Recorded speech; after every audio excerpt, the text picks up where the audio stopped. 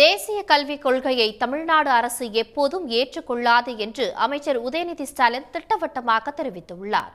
மதுரை மாவட்ட ஆட்சியர் அலுவலகத்தில் அமைச்சர் உதயநிதி ஸ்டாலின் தலைமையில் நடைபெற்ற ஆய்வுக் கூட்டத்தில் அனைத்து துறை அதிகாரிகள் கலந்து கொண்டனர்.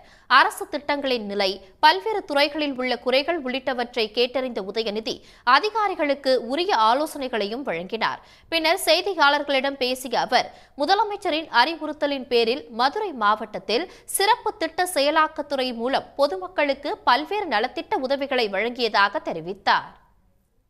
சென்ற வருடம் செப்டம்பர் 21 முதல் கட்ட ஆய்வு நடத்தினோம்.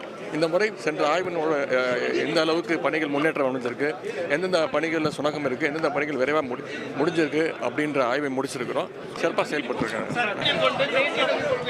அதை ஏற்றுக்கொள்ள மாட்டோம். முதலமைச்சர் பதில் சொல்லியாச்சு. எந்த நேரத்திலும் தேசிய கல்விக் கொள்கையை ஏற்றுக்கொள்ள மாட்டோம்.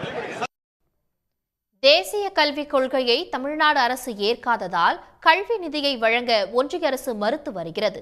மேலும் தேசிய கல்விக் கொள்கையை ஏற்று தான் ஆக வேண்டும் என ஒன்றிய அரசு தொடர்ந்து வற்புறுத்தி வரும் நிலையில் தமிழ்நாடு அரசு எந்த நேரத்திலும் அதை ஏற்காது என உதயநிதி ஸ்டாலின் பதிலடி கொடுத்துள்ளார்.